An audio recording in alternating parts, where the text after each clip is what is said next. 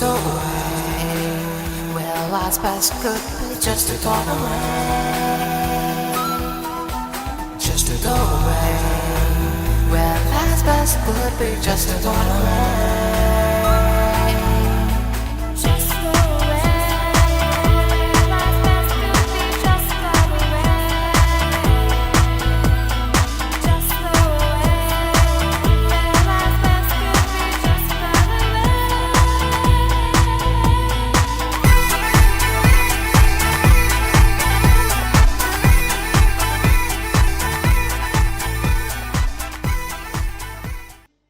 Talking and communication are a vital part of life. We need to find the right moment and the right words in the right mood and the right frame of reference. If you don't talk, someone else will fill that life with their ideas. But with children, you have to be very, very shrewd in knowing when to capture the right moment, because good advice is only good if it's effective, and effective advice times itself at the right moment. And you may have your plans for your kids, but they have their plans for you. And so you have to pause and wait for that right thing. So number 2 was communication, a breakdown. Number 3 was deception. They learned by observing a father and mother who were schemers and deceivers. It's sad, isn't it? I was talking to a press reporter yesterday, and she said, what are the most important things in life? I said, can I quote somebody when I asked this question? And I quoted Prince Rad of Jordan, who is the cousin of the former King Hussein. I was in his office, and I once said to him, what is the most important thing that is needed in the Middle East? He said 2 things. The quickness with which he answered told me that was not the first time he'd been asked the question. He said 2 things, leadership and youth. I said, explain. He said, leadership with character and young people who will follow the right kind of leaders and see good models for leadership. Tragedy of corruption, like a cancer in the soul of our culture, where money buys anything. So whether you watch the Olympics or you watch the Commonwealth Games or you watch projects, and what do young people see? Somebody is in the thick of it without accountability. The same kind of games that power mongers love to play. It's sad. It's sad when a young man or a young woman cannot look at a leader and say, I believe you. When Canada did a research some years ago of what it is that young people want most in this world, the shocking answer, number 1 answer, of what Canadian youth wanted more than anything else in the world was people they could trust. Last year, the BBC did a survey in November across the globe to ask people around the globe what is the world's number 1 problem. For the first time, poverty and the environment were not 1 and 2. The number 1 problem they saw in the world was corruption. And I saw a discussion on the BBC about that. They were completely perplexed in how to even deal with this. And so I say to you, that when you're raised in a home where you're mangled, where you're not spoken to, and where you learn by deceit, you're going to run. You're going to run. You're going to find some place to hide because your own heart is in search of an anchor. Jacob ran and ran and ran till dramatically God spoke to him in a dream. And in that dream, he saw how God was in that place, and he called that Bayit El, the house of God, Bethel. The house of God, truly God was in this place, and I didn't know it. I don't know what your background is, but you will never stop running until you have first stopped long enough to have communion with God. That's for starters, having your communion with God. No, I didn't say union. That's some kind of metaphysical idea where there's no I in you. This is a world where there is an I in you. Even those who don't believe in an I in you write books for you. There is an I in you in this world. There's not just a capital I. You can look inward and meditate and vegetate all you want. But if you never find communion with God, all you will find is going deeper and deeper and deeper inside, seeing how hollow your life really is. It's true. And the Bible also calls us to meditate, but calls us to meditate on the Word of God, or to meditate on Him.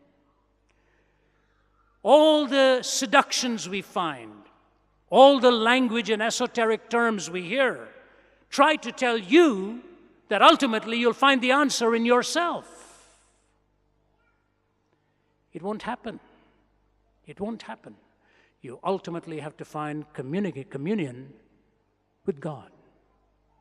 And that's why even the greatest mystics, you remember the song, the Hindi song? I remember singing it, maybe not that familiar to you, where Tamil is the first language.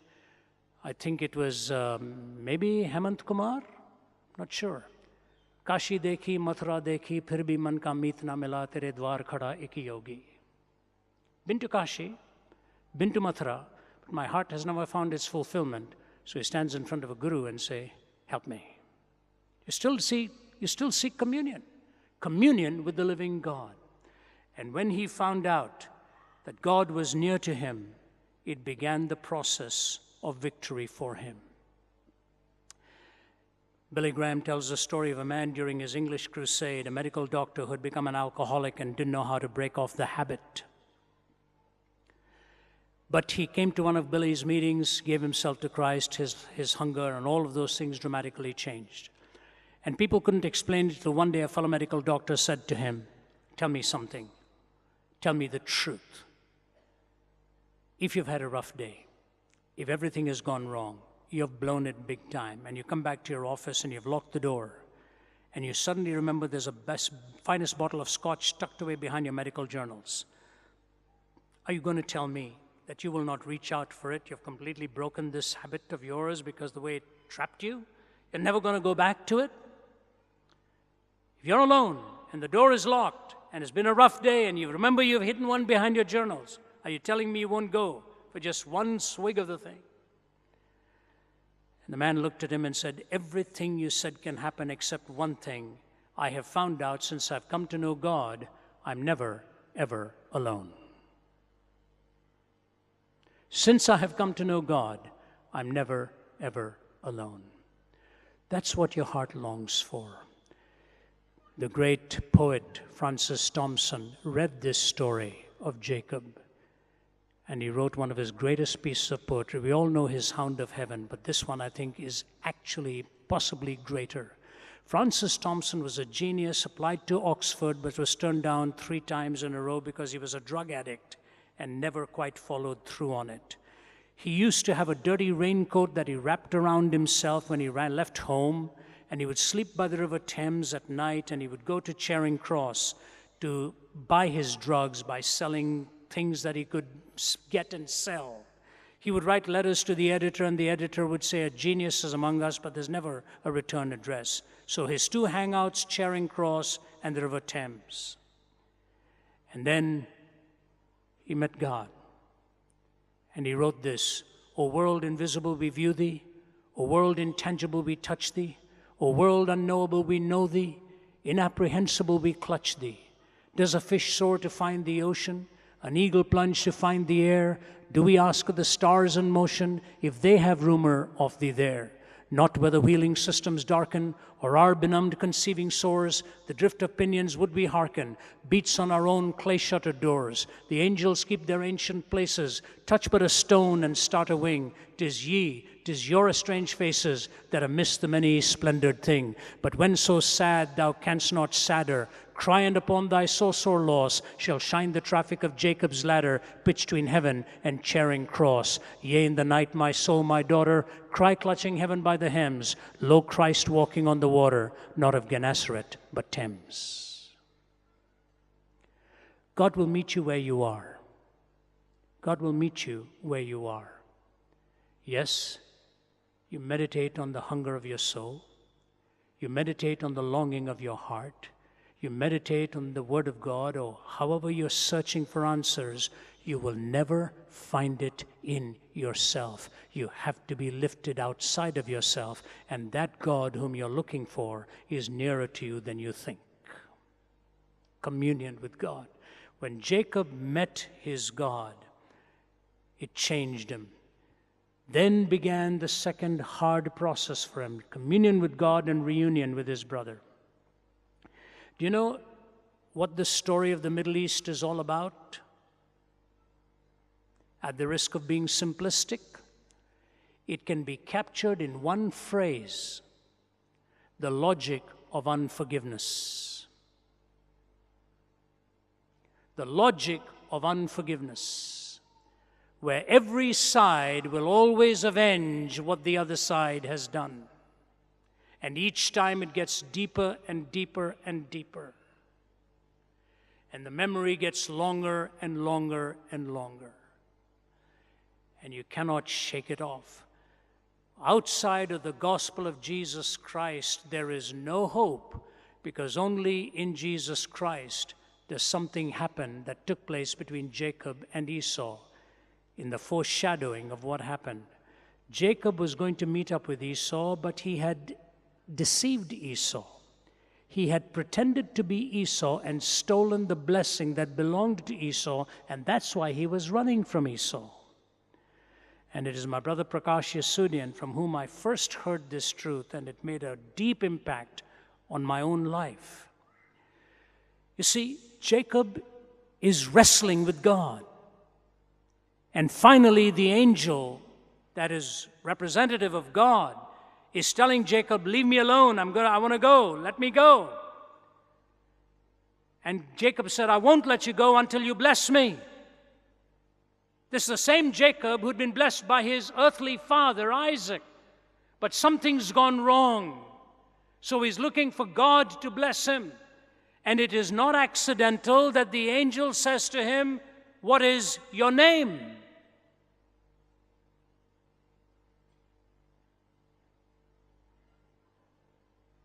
Because when Isaac asked him for his name, he lied, but Isaac was blind, he didn't know. You know, God's the all-seeing one. He's saying, tell me your name. Jacob's cornered. He is cornered, and he knows why he's being asked that question. He says, my name's Jacob. And God says, because you've told me the truth, I'll make a great nation out of you. That's the first thing. You have to see your heart as God sees it. Notice, he called the place Peniel, the face of God. Notice that, because long after he's about to meet Esau, and he is terrified of meeting him, and when he meets Esau, he says this. Esau looks at him, and they talk to each other, and one says to the other, you don't need to be afraid, because I see in your face the face of God.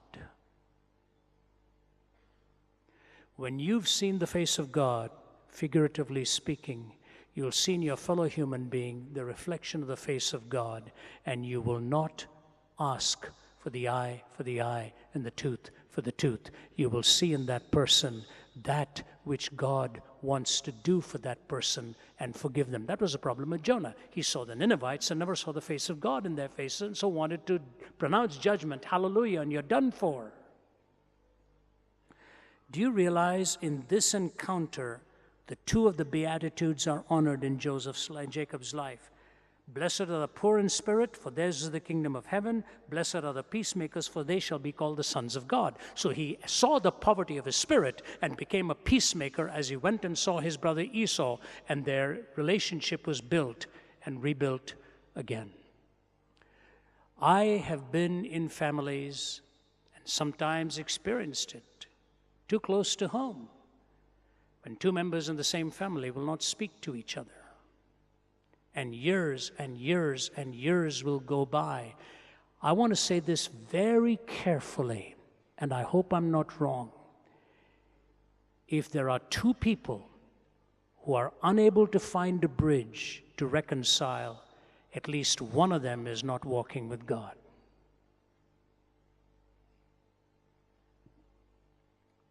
If there are two people unable to reconcile, at least one of them is not walking with God. Because you see, with God, you never exact the full pound of flesh from your neighbor or your friend. You come with the hope to see something greater than your own right, and you do it for the sake of the glory of Christ.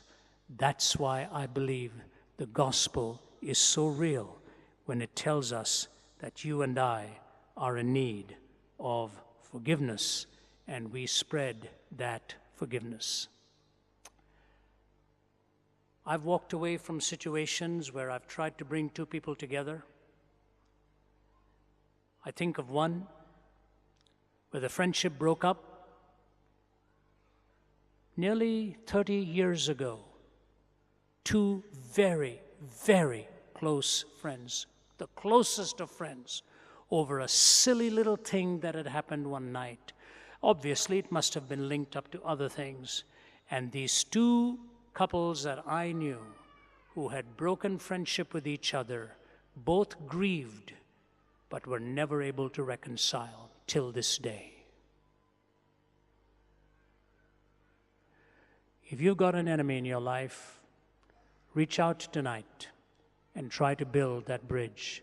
Try to build that connection, because our fellow human beings are those with the face of God, and you have to see them as those created in that image of God and make it right.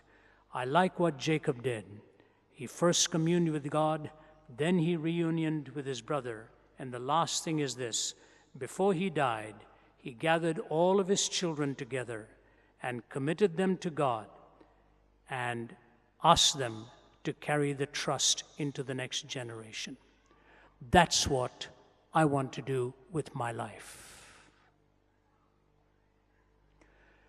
I tell my staff many times, while I'm not ready to ride out into the sunset, I know which side my horse is facing. I know the sunset years are here. I know the days of great strength are no longer here. But there are times that I wrote down a note here this afternoon. Just as I pondered it, I wrote this down. There comes a time in life when the energy needed to perpetuate the convictions held in a family demands the strength of a younger mind. I just wrote it down. There comes a time in life when the energy needed to perpetuate the convictions held in a family demands the strength of a younger mind. And you have to pass that strength on to the next generation, and that generation carries it on. So here we are, looking back on 25 years, and all I can say is this: the greatest joy in my life is not what I have done in 25 years, because there are huge blunders that will never be in a video. Only the successes are shown. The regrets, the remorses, the mistakes, the horrors of your own soul are not often revealed. But what I celebrate more than anything else are two things. Today, by God's grace, that my kids are walking with the Lord. And if I just stopped there, that'd be good enough. But the second thing, I look at a group of young apologists in this organization, and I say, it's your turn. Run in the right direction. Because if you don't, you will not only betray yourself, you'll betray those who need to hear from you when you are in the right direction. The world is a very precarious place, very precarious place. My brother Danny Khoury is here from Syria. I don't know when it was, Danny, 3 years, 4 years ago. I was in Damascus. I've been there since then. But I was hosted for a tea by the chief of intelligence in Syria, and he'll remember this conversation. And the chief of intelligence in Syria, they know when I come, they are kind to me, they know who I am, they accommodate me, they just tell me to stay out of the politics, and they give me the freedom to speak. They never stop me from speaking there. The chief of intelligence said this to me: "We need you here. Please keep coming here, because I give this part of the world no more than 5 years and the whole thing might blow up." Maybe 10, he said. Wow. We're about the 3-year mark of that conversation. And there's a powder keg beginning to make its presence felt. He saw it coming. He saw it coming. The world's a precarious place. We don't know what life means in the womb. We don't know what sexuality means. We don't know what parenting means. We've lost all of our definitions. When Jesus says, "I'm come that you might have life, and that you might have it more abundantly." I challenge you, if you're a believer, especially if you're a young person, take the light, take that flame, and carry it into the darkness of this world. The world needs it. But do it with love, and do it with gentleness, and do it with respect, and they will give you a hearing, because ultimately truth with relevance will triumph untruth with expediency. I close, and I want to bring to you 3 applications with which I'm done, and 1 prayer. Listen to me carefully. There are 3 truths that emerge from this study. Number 1, each and every life ought not to be viewed in its limited potential for impact within its 70 years and 10. You can't view any life just as its impact within its 70 years and 10, but in its immense capacity to make a difference for generations to come. So it's not just while you're around, it's what you can do long after you're gone. I spent 30 minutes with one man whom I met only once. His name was Russell Self in Delhi, when I was failing one of the biggest exams in my life. And I didn't know what to make of it. I didn't know this man. I just knew I'd heard him the previous night. And I phoned the office of Youth for Christ and said, "Can I meet him somewhere?" And he was staying at the YMCA in Delhi. And he agreed to see me. I spent 30 minutes with him. He gave me 1 verse. Changed my life. Not long ago, I was speaking in Burlington, Ontario, Canada, and his entire family drove from miles around to come and meet with me because I'd mentioned their dad in my book, Russell Self. He made an impact, changed the course of my own life. So will you as you talk to those in need. Number 2, it is possible for every individual to pick up the broken piece of the past and be reshaped into something beautiful for God. It is possible for every individual to pick up the broken piece of the past and to be reshaped into something beautiful for God. It can be done. It can happen if you will really put your life into His hands. And lastly, it is only when you face up to who you really are, with all of your weaknesses, that God will be able to begin the transformation into who He intended you to be. It's only when you face up to who you really are, with all of your weaknesses, that God is able to shape you into who He intended you to be. If there's one young man tonight who will believe that, it could change extraordinary things into the future. The French mystic Michel Quist wrote this, and I close with it. It's a powerful prayer. If you've never read some of Michel Quist's prayers, get a hold of his book. It's just called Prayers for Life. Probably you'll have to get it in a used bookstore. I have fallen, Lord, once more. I can't go on. I'll never succeed. I'm ashamed and I don't dare look at you, and yet I've struggled, Lord, for I knew you were right near me, bending over me, watching. But temptation blew in like a hurricane, and instead of looking at you, I turned my head away, I stepped aside, while you stood silent and sorrowful like the spurned fiancé who sees his loved one carried off by his rival.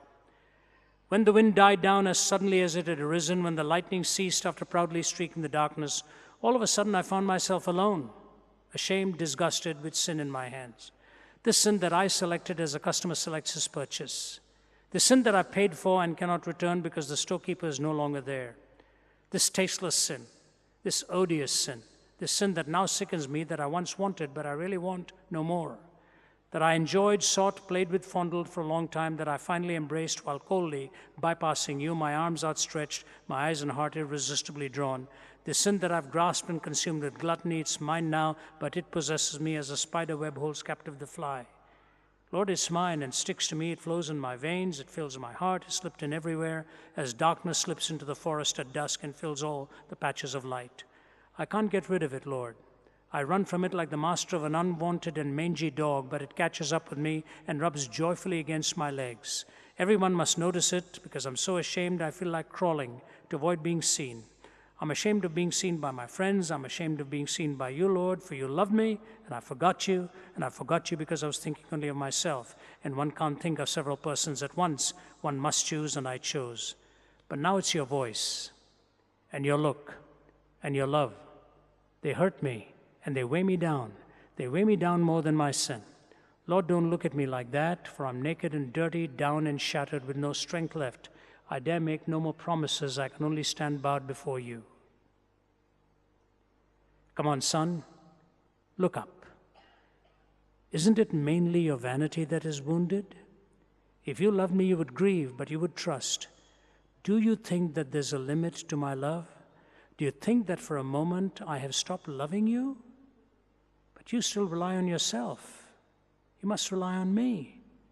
Ask my pardon and get up quickly. You see, it's not falling that is the worst, but it is staying on the ground. That's Jacob's glory. He never stayed on the ground. He got up and walked back and got things right. Communion with God, reunion with his brother, and transference of the trust.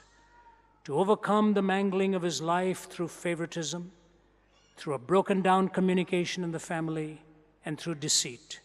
How wonderful that those three wrongs were righted through communion, reunion, and the stewardship of transferring the trust. 25 years is a very small time in the light of eternity, but if we have transferred the trust to the next generation, we have done something very significant for the future, and that brush of eternity will show on the canvas of time as lives will be changed and carry on in perpetuity what it'll take younger minds to do and to accomplish. And that is my prayer.